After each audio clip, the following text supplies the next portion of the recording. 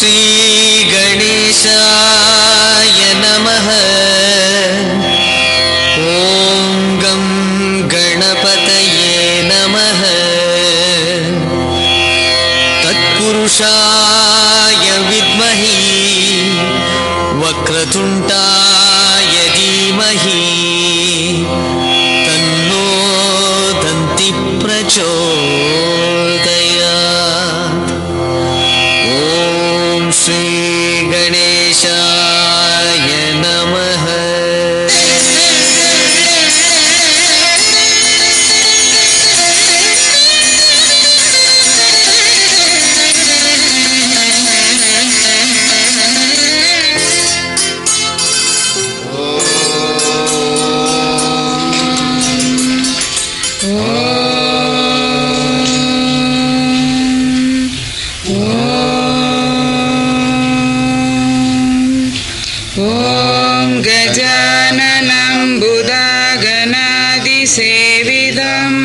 Kapita Jambo Palasara Bhaksitam Umasutam Soka Vinasa Karanam Namami Vigneswara Pada Pangajam.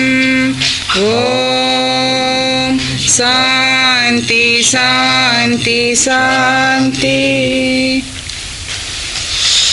Om Swastiastu, selamat sore pemirsa. Jumpa kembali dengan saya Selwa Raja dalam acara Mimbar Agama Hindu. Pemirsa, dimanapun Anda berada, kita ketahui bersama adalah yang dihuni oleh manusia di sekian banyak planet adalah planet bumi. Nah, manusia itu hidupnya berkelompok. Tentunya secara garis besar kita katakan manusia ada tinggal di pedesaan, ada tinggal di perkotaan. Nah, manusia yang tinggal berkelompok ini ada yang kelompok yang homogen, ada yang heterogen. Artinya dalam satu kelompoknya sendiri atau kelompok yang bercampur dengan masyarakat yang lain. Nah, dalam menjalankan kehidupan kita sehari-hari, tentunya kita mempunyai tantangan hidup. Baik itu di kelompok itu sendiri maupun di kelompok yang lain. Nah, bagaimana cara kita agar permasalahan ini kita semua bisa menyelesaikan dengan baik, artinya menyikapi dengan baik segala permasalahan, tentunya adalah dalam diri kita sendiri pemirsa. Oleh sebab itu, kita selalu tidak pernah bosan-bosan menyampaikan, selalulah dekatkan diri kepada Sang Yang Widiwasa. Sebutkanlah nama Tuhan berkali-kali agar kita selalu tegar dalam kehidupan kita. Pemirsa, judul kita kali ini yaitu jadilah orang yang tegar dan tidak putus asa. Nah, mengapa demikian? Tentunya nantinya kita bahas bersama-sama. Narasumber saya di sebelah saya yaitu Bapak Ibu Arani, Ketua Gayatri Mother Kota Medan, Swastiastu. Di sebelah beliau yaitu Bapak Jendi Kumar, Ketua Prajaniti Provinsi Sumatera Utara, Swastiastu. Nah, nantinya juga pemirsa, acara kita ini juga nanti diisi oleh Bajen dari kelompok Ibu-Ibu Gayatri. Nanti kita bisa saksikan bersama-sama. Namun sebelumnya pemirsa, kita dengar dulu ulasan pertama dari Ibu Rani tentang judul kita. Nah, pertanyaan ke Ibu, mengapa disebut orang itu harus tegar dan tidak putus asa? Monggo, Bu. Baiklah, terima kasih Pak. Pertama-tama terimalah salam panganjali dari saya, Om Swastiastu. Swastiastu. Di sini kita akan sedikit menggambarkan tentang tegar ya. Kita ambil dulu kata tegarnya. Apa itu definisi dari tegar? Tegar itu bisa kita artikan dengan kata tabah. Tabah, seseorang yang tabah, teguh pikirannya dalam keadaan apapun, tidak terlarut dalam kesusahan dan tidak terbuai dalam kegembiraan. Jadi bagaimana orang bisa menata hatinya untuk bisa stabil, seimbang dalam kedua sifat ini. Itu kira-kira Pak. Ya, ke Pak Jendi. Sebelumnya mungkin ibu-ibu dari Gayatri untuk Bajen mungkin bisa siap-siap. Mungkin setelah Pak Jendi nantinya kita akan ke ibu-ibu Gayatri untuk lagu Bajen. Ke Pak Jendi. Nah, dalam kehidupan kita sehari-hari ini tentunya kita berhadapan dengan manusia kan begitu Pak ya, dengan karakter yang berbeda-beda. Tentunya juga banyak cobaan-cobaan yang kita lalui. Nah, di sini diminta agar kita tegar dalam menyikapi segala sesuatu. Bagaimana itu Pak? Baik, terima kasih. Dalam mengarungi kehidupan ini memang banyak sekali tantangan yang harus kita hadapi dan kita jalani. Mengenai tegar ini memang susah sekali karena tidak semua orang yang bisa mengalami hidup yang tegar dan tidak berputus asa. Walaupun kehidupan ini penuh dengan tantangan, pencobaan, sehingga tegar dan tabah ini harus dimiliki setiap orang. Karena setiap orang akan mendapat satu kesulitan atau satu bencana, dia harus tabah dan tegar dalam menghadapi suatu percobaan itu. Kita dalam hal ini, dalam menyikapi tegar dan tabah, hendaknya selalu kita mendekatkan diri kepada Yang Maha Kuasa, menjauhi segala larangannya dan pantangannya, sehingga apabila kita mengalami suatu percobaan dan tantangan, hadapilah dengan puji syukur dan nikmatilah hidup ini dengan penuh dengan ketabahan. Demikian. Baik, Pak Jendi, Ibu Rani, kita break sejenak, kita dengarkan dulu ibu-ibu dari Gayatri. Pemirsa, ibu-ibu Gayatri Kota Medan akan menyumbangkan beberapa buah lagu bhajan atau lagu-lagu rohani tentang ketuhanan. Pemirsa, mari sama-sama kita saksikan.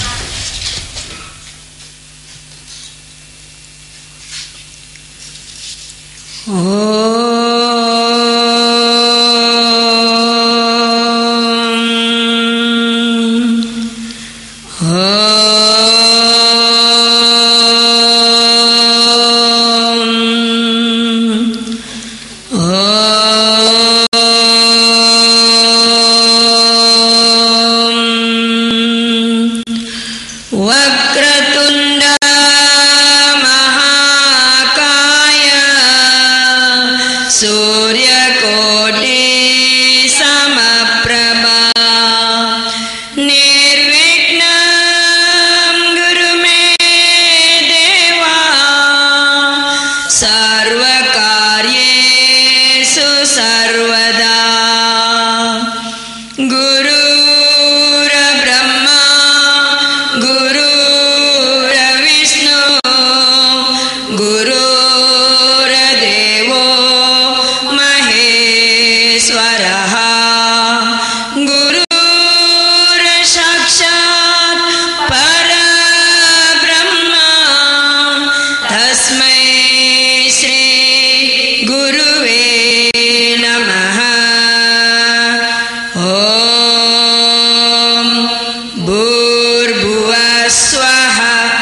Saviturvarenyam Bargo Devasya Dimahi Diyo Yona Prachodayat. Om Shanti Shanti Shanti. Sundara Sundara Vinayaka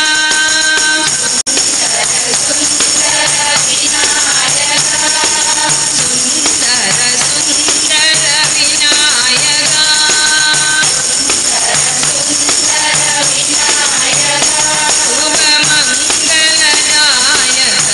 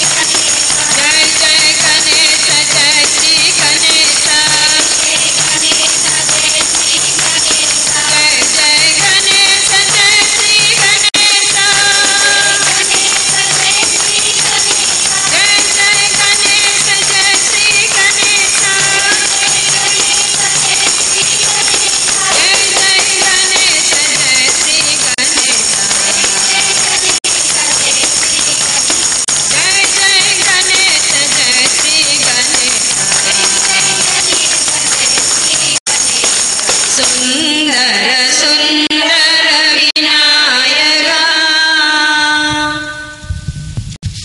ಗುರುದೇವ ಗುರುದೇವ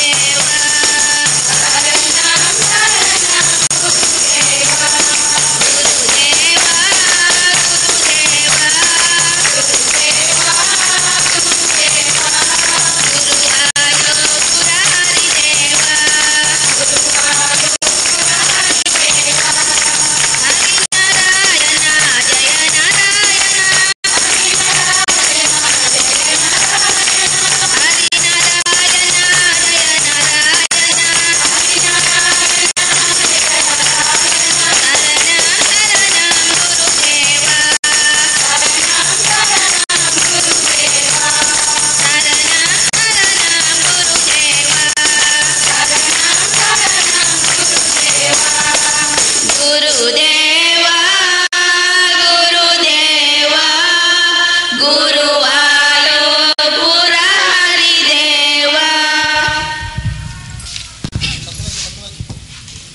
satu lagi. Durga ಭವಾನಿ ಮಾ ಜಯ ಜಯ ದೇವಿ ಮಾ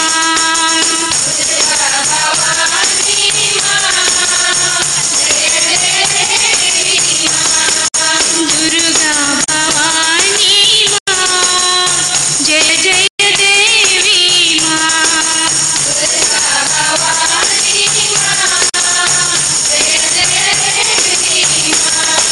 ಕಾಲಿಕ ಪಾಲನಿ ಮಾ ಜಯ ಜಯ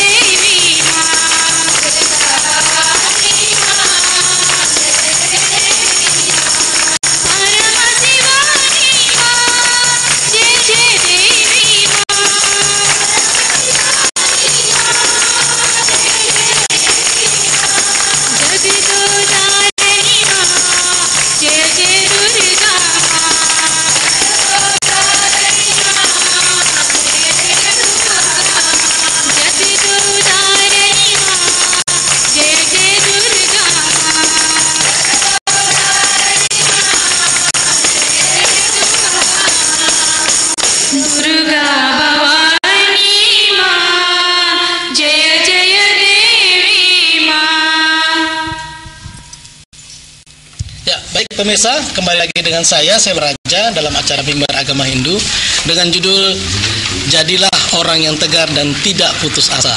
Nah, ini judulnya cukup baik sekali. Tentunya pemirsa, kami juga membuka line telepon bila Anda ingin berhubungan dengan kami ke 4522 589 4522 589. Kembali ke Ibu Rani.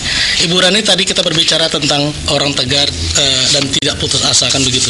Mungkin ada sloka-sloka dalam kitab suci yang bisa Ibu sampaikan tentang yang tegar dan tidak putus asa ini, Ibu. Silakan, Bu. Baiklah Pak, tadi kita telah menjelaskan definisi dari tegar secara umum. Sekarang akan kita kaitkan dengan sloka-sloka kitab suci agama Hindu, yaitu dari kita kutip dari sloka Bhagavad Gita, yang mana saya kutip dari Bhagavad Gita bab 2 sloka 15, di mana di situ Sri Krishna bersabda, sesungguhnya orang yang teguh pikirannya, wahai Arjuna, yang merasakan sama antara susah dan senang, orang seperti inilah yang patut kekal abadi. Jadi di sini Sri Krishna bersabda bahwa orang yang bisa hidup kekal abadi di dunia, maksudnya bukan fisiknya tapi kebahagiaan jiwanya, bisa dia damai, memperoleh anandam di dunia ini, hanya dengan dia bisa merasakan hal yang sama antara susah dan senang. Kemudian dari sloka berikutnya, yaitu sloka 47 dan 48, berbuatlah hanya demi kewajibanmu, bukan hasil perbuatan itu. Jangan sekali-kali pahala menjadi motif dalam bekerja. Jangan pula hanya berdiam diri.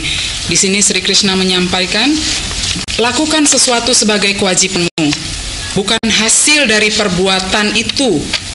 Jangan sekali-sekali pahala jadi motifmu. Jadi di sini dikatakan apa? Apapun pekerjaan apapun lakukan dengan ikhlas. Jangan ada embel-embel di balik itu. Itu yang dikatakan Sri Krishna di sini. Kemudian pusatkan pikiranmu pada kerja tanpa menghiraukan hasilnya, wahai Dhananjaya. Tetaplah teguh baik dalam keberhasilan maupun kegagalan, sebab keseimbangan jiwa itulah yang disebut yoga. Jadi di sini Sri Krishna mengatakan, pusatkan pikiranmu pada kerja. Jadi jangan kita melakukan satu pekerjaan terus kita berkonsentrasi kira-kira hasilnya gimana nanti ya. Kalau hasilnya nggak baik, kita akan sangat-sangat kecewa. Kalau hasilnya baik, kita gembira berlebihan. Jadi di sini ditekankan, lakukan saja semuanya sebagai kewajiban dan hasilnya serahkan sepenuhnya kepada Tuhan, karena itu adalah urusan Tuhan. Kita tidak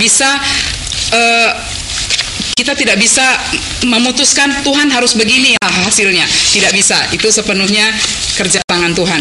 Kemudian ada dua sloka lagi, yaitu dari bab 2 juga, ayat 56, sloka 56 dan 27. Di sini dikatakan, orang yang tidak sedih di kala duka, tidak kegirangan di kala bahagia, bebas dari nafsu, rasa takut dan amarah, ia disebut orang yang teguh. Tadi di awal ini kayaknya hampir bersamaan semua bunyinya. Jadi bagaimana kita di sini ditekankan oleh Sri Krishna bisa stabil dalam suka dan duka. Kemudian ia yang tidak mempunyai keterikatan di mana saja bila mendapat sesuatu yang baik atau buruk, tak ada rasa senang atau benci padanya. Sesungguhnya ia adalah orang arif bijaksana yang telah memiliki kemantapan. Nah, di sloka ini yang paling menentukan ya, bagaimana kita bisa menyikapi sesuatu yang buruk tapi dengan senyum. Itu kan sulit. Di sini dikatakan tidak mempunyai keterikatan di mana saja bila mendapat sesuatu yang baik. Biasanya kalau mendapat yang baik semua orang gembira, tapi begitu mendapat cemooh ataupun kritikan banyak orang tidak siap. Jadi di sini dikatakan bagaimana kita tidak muncul rasa senang atau benci atas efek dari sesuatu yang kita terima. Bagaimana kita bisa stabil dalam hal-hal seperti itu. Semua kita pandang sebagai karunia Tuhan. Rasa senang yang diberikan itu juga karunia, rasa benci yang diberikan itu juga karunia. Jadi kalau ada orang yang senang sama kita, itu karunia. Kalau ada yang benci sama kita, itu juga karunia.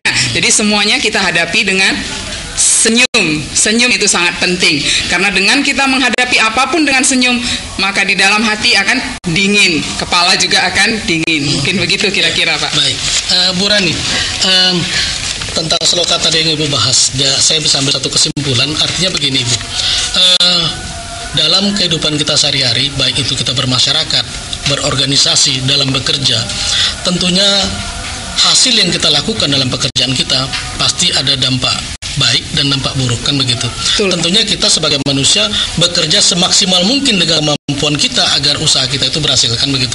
Nah, bagaimana kira-kira caranya? Mungkin ada solusi dari Bu Rani. Terkadang orang mendapat kritikan, orang tersebut panik, bingung apa yang mau dikerjakan, semua jadi blank. Nah, mungkin ada solusi dari Ibu kira-kira gimana cara mengatasinya, Bu? Iya. Monggo. Baik Pak, memang itu sangat umum sekali kita hadapi di kehidupan kita ya. Baik itu dalam organisasi maupun kehidupan bermasyarakat, bahwa dampak-dampak negatif dari apapun yang kadang-kadang kita merasa kita sudah berbuat sangat baik, tapi kadang-kadang ada kritikan dari kebaikan yang kita buat. Kita anggap semua apapun saran kritikan yang kita terima itu sebagai hal-hal yang membangun untuk memperbaiki diri kita untuk bisa menjadi lebih baik. Bagaimana kita bisa mengintrospeksi, karena kita tidak bisa menilai diri kita sendiri. Orang lainlah yang akan menilai dan membantu memberitahu apa-apa yang kurang pada diri kita. Jadi sebenarnya orang yang mengkritik kita itu secara tidak langsung adalah orang yang bantu membangun kita untuk bisa menjadi lebih baik. Jadi kalau menurut saya, segala kritikan itu tampung dulu. Kita cerna, kita amati, dan kita perbaiki apa-apa yang kurang baik. Yang menurut orang lain kurang baik, oke, kita perbaiki.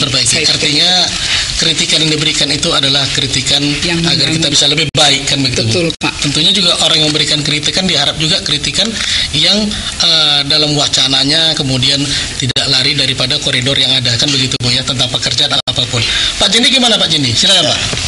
Jadi saya mungkin bisa menambahkan apa yang dibilang Ibu Rani. Memang manusia ini kan setiap hari, setiap Sabtu banyak yang dikritik, Bu. Diri kita sendiri pun dikritik oleh keluarga kita, kan begitu.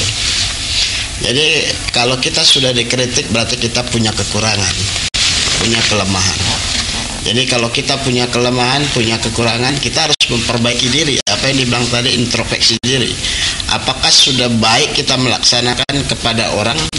Kadang kita sudah melaksanakan menurut kita baik kepada orang, tapi belum tentu baik bagi orang itu. Jadi setiap kritik, setiap imbauan itu harus kita terima, jangan kita lawan. Jadi dalam kesiapan hidup ini, manusia siap menerima apa adanya. Yang penting harus menerima dengan arif dan bijaksana untuk menghadapi sesuatu itu. Jangan emosional, karena dengan emosional kita akan tahu dari diri kita ini punya kelemahan. Karena kelemahan itu akan membuat orang itu akan celaka. Dan emosional tidak akan menyelesaikan permasalahan. Betul. Begitu, Pak. Ya, baik. Pemirsa, kami menunggu telepon Anda di 45225889. 45225889. Kembali ke Pak Jendi. Pak Jendi, dalam melakukan sesuatu terkadang kalau gagal, orang bisa putus asa, Pak Jendi. Nah, bagaimana kira-kira mungkin dari solusi Pak Jendi, orang bagaimana mengatasi rasa putus asa itu, Pak? Silakan, Pak. Iya. Kalau kita menerima sesuatu, kabar baik, kabar buruk, itu biasa. Tapi kadang orang menerima kabar yang tidak baik ini yang tidak siap. Kalau kabar baik dia menerima dengan gembira, tapi dengan kabar yang tidak baik dia merasa putus asa. Sebenarnya sama. Kabar baik dan kabar buruk itu adalah berita. Baik itu berita duka, baik itu berita gembira, itu adalah pesan yang masuk ke dalam diri kita, apa yang harus kita respon. Kadang kita menerima rezeki, kita gembira, tapi kalau dikala kita tidak menerima rezeki, kita marah. Apa yang ada, kadang kita menyalahkan Tuhan. Kenapa Tuhan tidak memberikan saya sudah berbuat baik, sudah beribadah, tapi Tuhan tidak memberikan. Tapi dia nggak lihat ke belakang. Apa yang sudah dia lakukan itu, dia belum lihat kanan kiri. Apakah dia sudah berbuat kepada orang lain, apakah dia sudah membantu orang lain. Tapi setiap saat. Sebentar saya potong, Pak Jendi, ada telepon masuk. Swastiastu, selamat sore. Selamat sore, Dengan siapa, di mana, Ibu? dengan Ibu Sanda di Kampung Alam. Ibu Sanda, silakan, Bu. Gini Pak, saya mau nanya tentang masalah mengkritik tadi ya gitu. Terkadang kan orang banyak mengkritik diri orang lain, tapi untuk dirinya sendiri dia malah ngelapan gitu. Nantinya hanya untuk menasihati orang lain gitu. Ya contohnya kan setiap hari dia pergi ke kuil atau apa segala macam, Iya. dia sering ceritain orang itu. Padahal dia sendiri nggak tahu tentang gimana keadaan diri dia sendiri gitu Pak. Iya. Itu aja Ibu Sandra ya. Iya. Itu aja pertanyaan. Baik, terima kasih Ibu Sandra pertanyaannya. Iya. Terima kasih Pak. Pertanyaan Ibu Sandra tadi, orang memang kebanyakan seperti kita katakan begini, kita menonton bola, para penonton bola itu adalah pengamat bola, ya kan gitu. Kalau bolanya tuh salah, aduh salah kok begini begitu, dikritiknya banyak kan begitu. Nah, ke pertanyaannya tadi, orang pandai mengkritik orang lain, tetapi dia belum introspeksi diri dia sebenarnya. Nah, ini pertanyaan coba saya ke Ibu Rani dulu. Wah, ini luar biasa. Memang inilah yang kita jumpai di zaman sekarang ini. Jadi kalau kita ibaratkan satu perumpamaan, orang mengatakan apa? Gajah di pelupuk mata itu nggak kelihatan, tapi semut di seberang lautan itu kelihatan. Itu memang sudah menjadi satu sifat semua, hampir kita katakan manusia di zaman Kaliuga ini udah hampir seperti itu. Dia tidak pernah melihat keburukan dalam dirinya, tapi dia selalu melihat keburukan dari dalam diri orang lain. Jadi nggak pernah dia melihat sesuatu kebaikan dalam diri orang lain, selalu dicari yang salah-salahnya saja. Tapi bagaimana kita menyikapi kalau kita ketemu dengan orang-orang seperti ini? Kita ambil sisi positifnya. Kita tidak perlu marah karena kita tahu itu kelemahan mereka. Jadi kenapa kita harus ikut marah dengan kelemahan orang lain? Kita harus cukup arif, bijaksana seperti tadi kata Pak Jendi, sikapi dengan tenang. Ya kalau memang dia mengkritik, kita ambil sisi positifnya. Ada nggak? Bisa kita ambil. Kalau nggak, buang saja ke tong sampah, nggak usah pusing. Jadi jangan kita termakan oleh kritikan-kritikan yang kita rasa ini nggak cocok. Jangan kita masuk ke otak sehingga kita stres mikirkan itu saya rasa nggak perlu. Stresnya cukup sampai di orang yang mengkritik yang tidak tahu kelemahan orang itu tadi. Saya pikir begitu Ya, Pak. Pak Jendi? Jadi begini, setiap orang kan punya kelemahan dan kelebihan. Jadi apa yang dibilang Ibu Sandra itu memang benar. Banyak orang memberikan nasihat, wejangan, tapi dia nggak melihat diri dia siapa. Jadi kita perumpamaan apabila kita keluar dari rumah, cermin di rumah kita besar loh. Kita harus bercermin dulu. Apabila kita ingin memberi nasihat atau wejangan kepada orang lain, kita harus koreksi diri kita dulu. Apakah diri kita ini sudah benar atau tidak? Karena kita harus bercermin dulu diri kita ini, apakah diri kita ini sudah siap untuk menyelesaikan satu masalah atau belum. Karena kan masalah itu bisa saja yang Ibu Rani tadi bilang. Apabila timbul masalah, dia tidak akan berani merespon. Tapi kalau dia tidak ada masalah, dia mengkomentari. Padahal orang tersebut punya masalah, tapi dia tidak bisa dikomentari. Jadi kita semua manusia harus siap. Semua umat harus siap. Dikritik atau diberikan nasihat harus siap. Jangan merasa diri kita ini hebat. Nggak ada hebatnya kita ini. Kita ini adalah segumpal debu. Jadi setiap saat kita akan diembuskan oleh Yang Maha Kuasa, akan terbang. Jadi tidak perlu sombong, tidak perlu angkuh, dan tidak perlu macam-macam lah kepada manusia. Yang penting kita hormati orang, kita hargai orang, berilah pengertian kepada orang itu bahwa diri kita ini memang lemah, penuh kekurangan. Jangan kita menganggap diri kita ini lebih. Itu demikian. Baik. Nah, tadi ada pertanyaan yang terakhir dari Ibu Sandra tadi. Tentang di kuil, ketika orang datang ke kuil tujuannya memang sembahyang kan begitu, melakukan ibadah. Nah, ketika sampai di kuil mereka mengkritik, menceritakan orang lain. Nah, bagaimana sebenarnya ketika orang akan menuju ke rumah ibadah, akan menuju ke rumah Tuhan sebaiknya? Ibu Rani, monggo. Ya. Ini juga hal yang umum yang kita jumpai. Sebenarnya pada saat kita punya niat aja untuk datang ke rumah ibadah, itu secara fisik dan mental harus betul-betul kita persiapkan.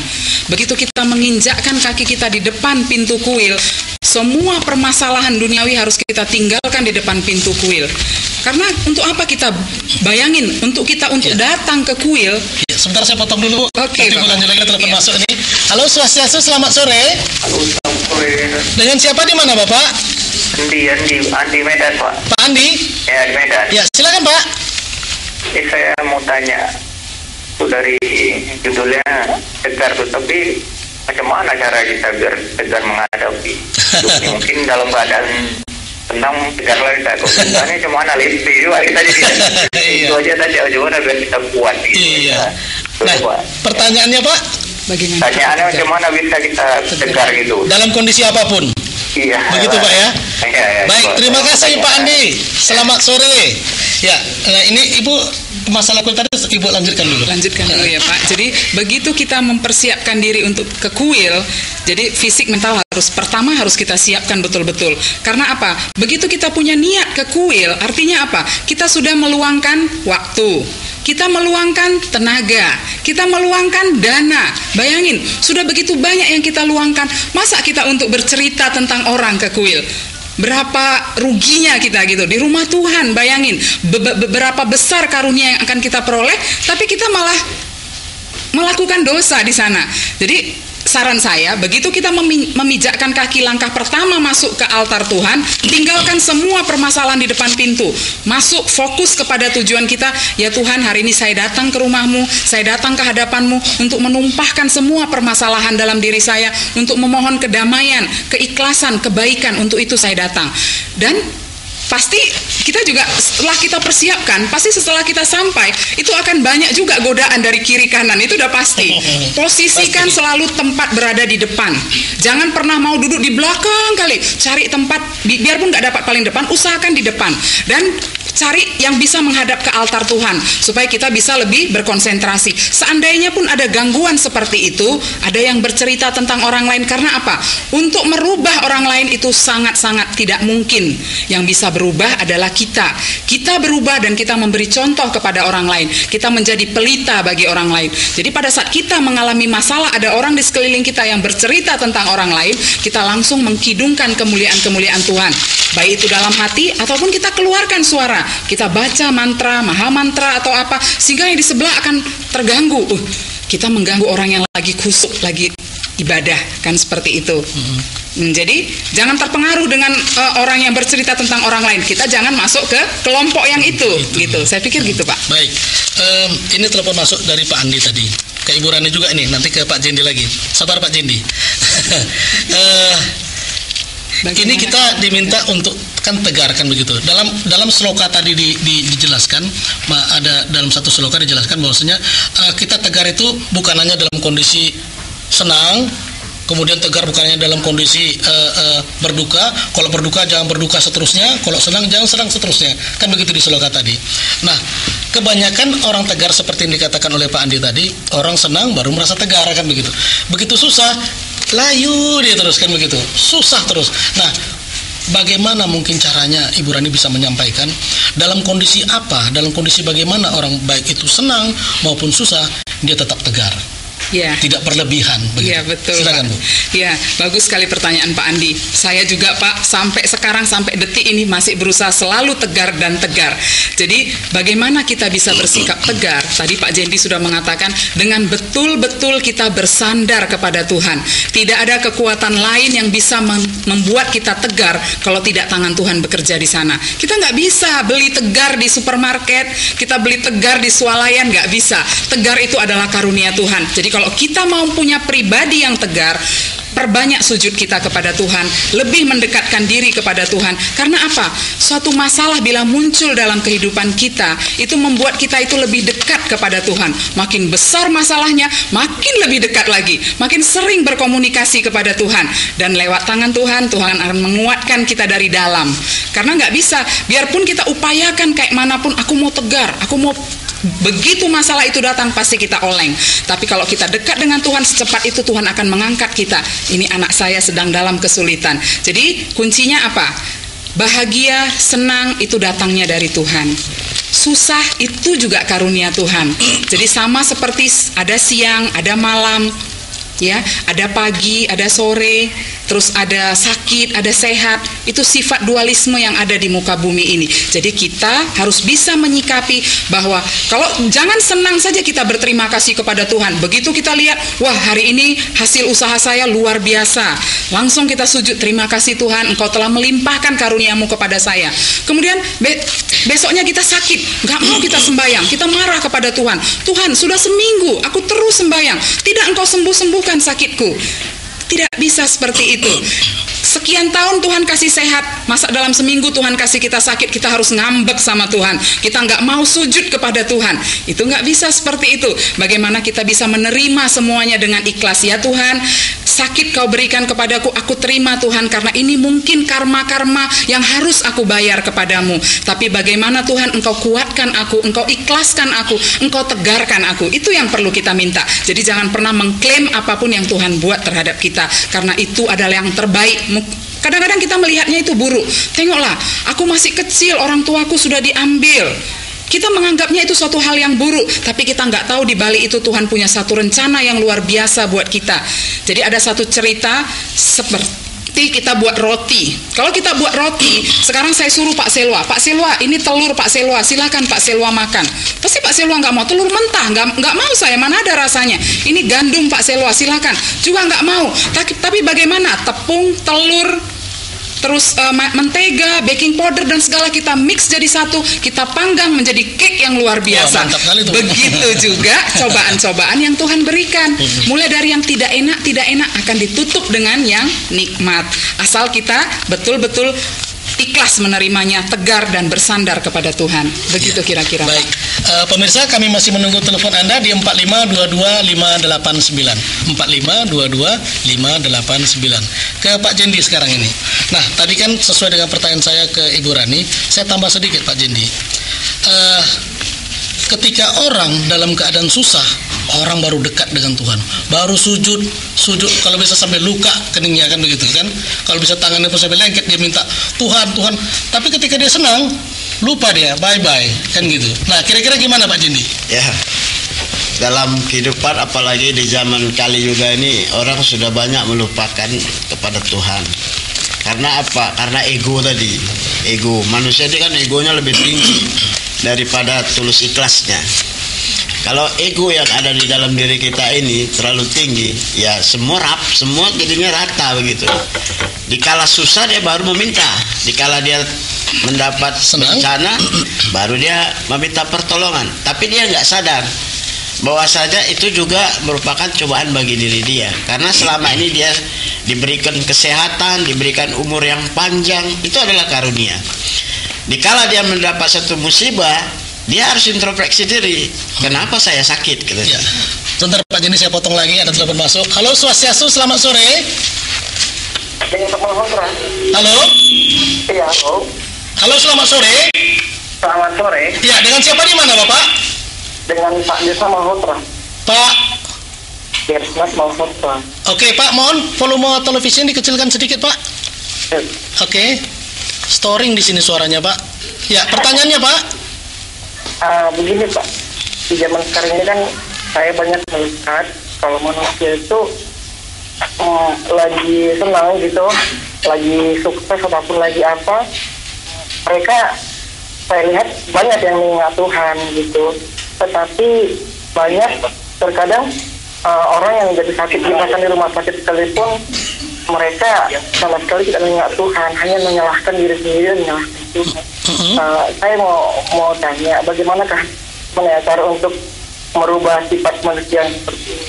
Ya. Hanya mereka sudah tahu bersyukur dalam segala hal begitu. Ya, baik. Itu aja pertanyaannya Pak. Itu aja Pak, terima kasih. Baik, terima kasih Pak, terima kasih. Baik, Pak Jendi mungkin bisa lanjut yang tadi dulu Ya, Pak. jadi dalam mengarungi hidup ini kita harus tulus dan ikhlas. Apapun yang kita terima dalam kehidupan ini, kita harus ikhlas menerimanya. Karena apa? Hari ini kita senang, hari ini kita susah, itu adalah karunia. Itu adalah semua pemberian Tuhan. Karena hidup ini nggak akan selamanya senang.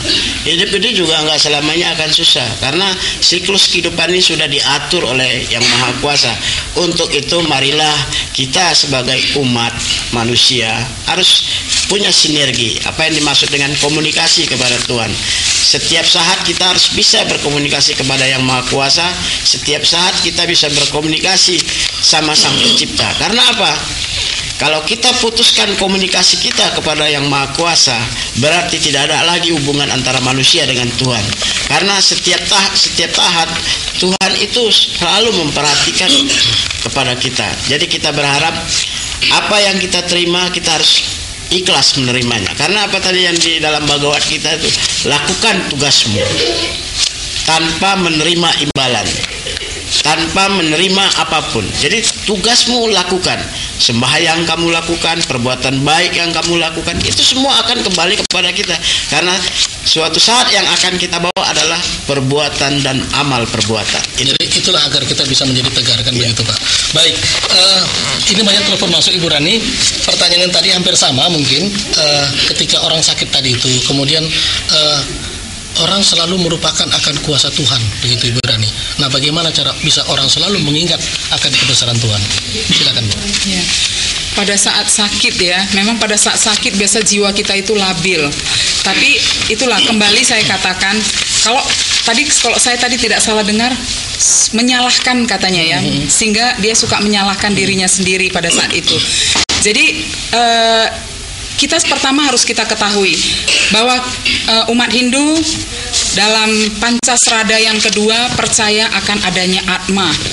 Atma itu adalah jiwa yang bersemayam di dalam diri semua makhluk hidup. Pertama itu dulu harus kita sadari. Karena ada Atma dan ada Tuhan di dalam diri kita yang membimbing kita apapun yang kita lakukan. Jadi jangan pernah kita menyalahkan diri kita sedikit pun. Karena apa? Apapun yang kita lakukan itu adalah karunia Tuhan. Kita nggak mampu untuk, saya mau melakukan ini, saya mau ini, saya mau ini. Kalau tidak ada karunia Tuhan, apapun nggak bisa kita lakukan. Jadi semua gerak-gerik kita, tindak tanduk kita, ada orang yang jahat, ada orang yang baik, itu semua adalah karunia-karunia Tuhan. Jadi apa dikatakan? Tuhan itu kita umpamakan seperti ya sutradara lah kita katakan. Kita pemainnya. Bagaimana setiap orang itu memainkan perannya dengan sangat-sangat baik. Kalau dia penjahat, dia akan memainkan perannya dengan sangat-sangat baik. Sehingga kita akan benci sekali sama dia. Padahal kita harus tahu itu juga dia lakukan atas karunia Tuhan. Jadi kita nggak bisa lepas dari lingkaran yang namanya lingkaran karunia Tuhan. Nggak ada kita bisa dengan ego kita. Saya yang selesaikan ini, saya yang lakukan ini, saya bukan. Hari ini kita bisa duduk di sini, saya bisa berbicara seperti ini, itu juga karunia Tuhan. Jadi jangan pernah kita menyesali apapun, baik pun yang kita dapat itu karunia Tuhan, buruk pun itu karunia Tuhan, sehat pun karunia Tuhan, sakit pun karunia Tuhan. Jadi jangan pernah menyalahkan diri sendiri. Nah, yang penting kita ambil sesuatu hal yang positif dari apa-apa musibah yang kita hadapi. Kalau kita sakit, kita introspeksi, kita koreksi, apa yang salah ya? Oh, pola makan saya misalnya salah. Oh, cara hidup saya salah, gaya hidup saya salah, cara tidur saya salah. Itu kita perbaiki. Kemudian kalau kita terus kok usaha kita kok tidak bisa maju-maju, kita introspeksi gimana kita mengelola keuangan kita, bagaimana kita memanage usaha kita. Semua bisa kita pelajari dari masalah-masalah yang muncul tadi. Jadi selalu ambil hal yang positif dari apapun yang kita hadapi. Begitu Pak Serwa. Baik, pemirsa, kami masih menunggu telepon Anda di 4522589. 4522589. Kembali ke Ibu Rani. Nah, ini kan kita bicara tentang keputusasaan. Orang melakukan sesuatu, kemudian banyak kritikan-kritikan, kemudian banyak tekanan, putus asa, down dia, kan begitu. Bagaimana cara mengatasi keputusasaan ini, Bu? Silakan, Bu. Ya, kalau kita berupaya sendiri Pak untuk menghadapi keputusasaan itu mustahil saya katakan. Ya, kalau kita putus asa, pertama yang kita cari adalah Tuhan dulu, sujud dulu. Ya, karena apa?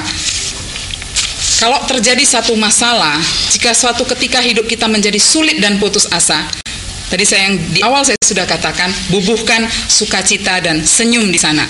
Pada saat kita tersenyum, pada saat kita munculkan rasa sukacita, maka keputusasaan itu akan lebih pendek dia. Yang tadinya luas, dia lebih memperkecil. Jadi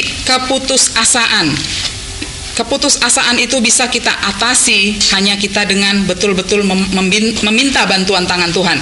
Nggak bisa kita sendiri dengan sombong mengatakan saya akan melalui masalah-masalah ini sendiri. Saya tidak perlu sembahyang, saya tidak perlu ini. Dengan kita berdoa, dengan kita sujud kepada Tuhan, Tuhan akan mengirimkan. Mungkin Tuhan gak akan langsung turun di depan kita untuk menasihati kita, untuk memberi solusi jalan keluarnya begini. Kadang-kadang orang yang jauh dari Tuhan, hatinya di dalam kita kan ada Atma, jiwa, ada Tuhan. Tuhan itu sudah berbicara, jangan, ini tidak betul kamu lakukan ini. Tapi kadang-kadang kita menentang kata hati kita nggak mau mendengar. Nah, pada saat itulah Tuhan tidak akan pernah melepaskan kita pada saat kita bersandar kepada Dia. Tuhan akan mengirimkan seseorang, orang yang biasa, orang yang sering datang ke rumah kita yang kita anggap tidak luar biasa. Tuhan datang menolong kita dengan cara-cara yang biasa, yang kita anggap ini kan kebetulan. Tuhan datang dalam kebetulan-kebetulan itu.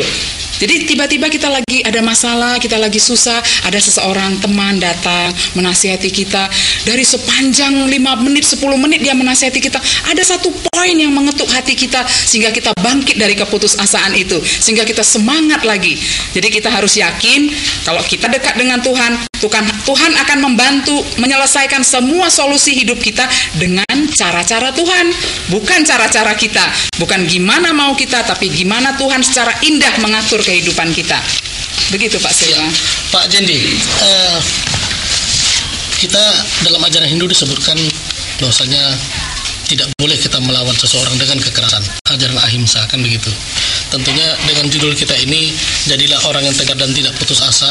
Ketika orang dituding, ketika orang dituduh, ketika orang dikritik, nah bagaimana sebenarnya harus kita lakukan, Pak? Ya, manusia harus belajar mengucapkan terima kasih. Karena apa?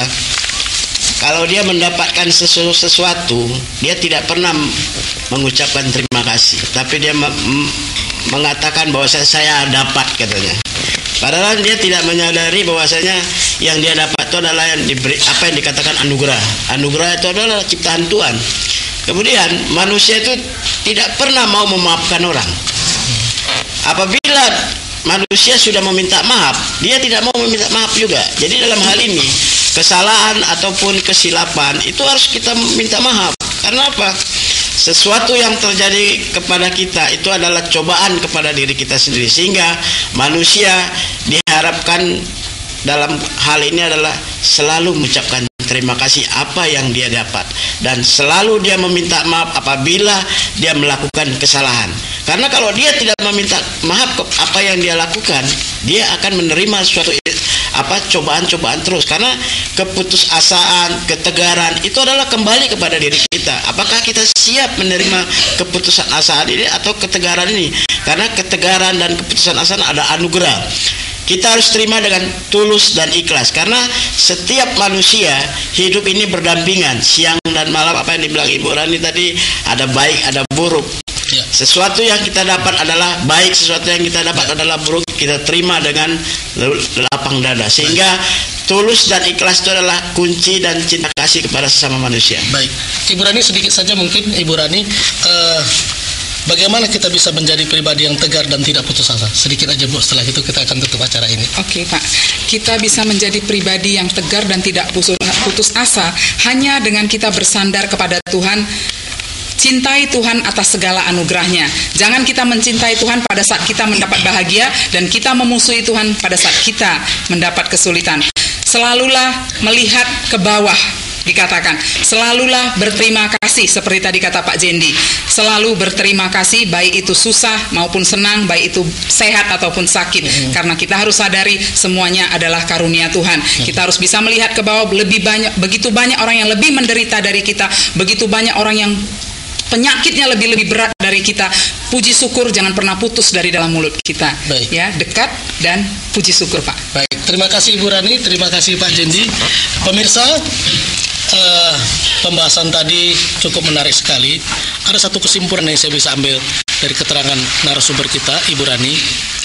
Jadilah pelita untuk orang lain. Luar biasa. Terima kasih kepada pemirsa yang ikut telepon tadi. Terima kasih kepada semuanya yang penonton acara ini. Akhir kata, saya Silwa Raja dan seluruh kerabat kerja TVRI yang bertugas mengucapkan terima kasih atas perhatiannya. Kami akhiri dengan Parama Santi. Om Santi Santi Santi.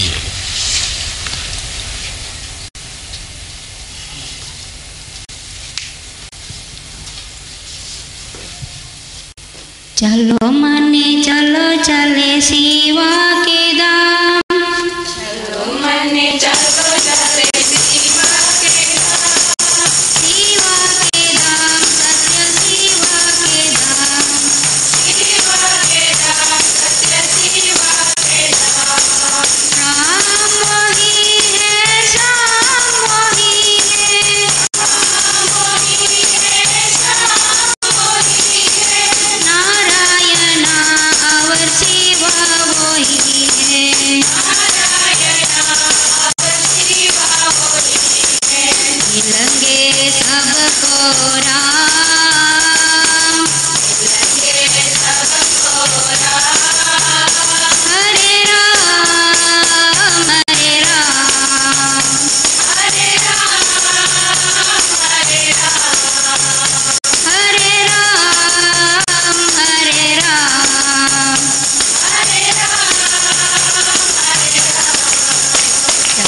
चलो मने चलो चले शिवा के धाम शिवा के धाम सत्य शिवा के धाम राम ही है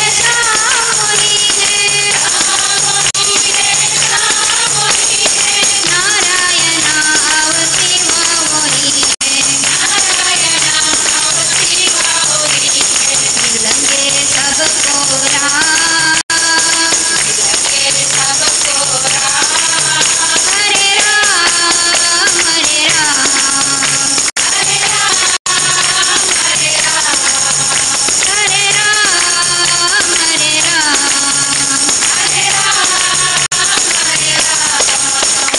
चलो मने चलो चले शिवा के धाम सत्य शिवा के धाम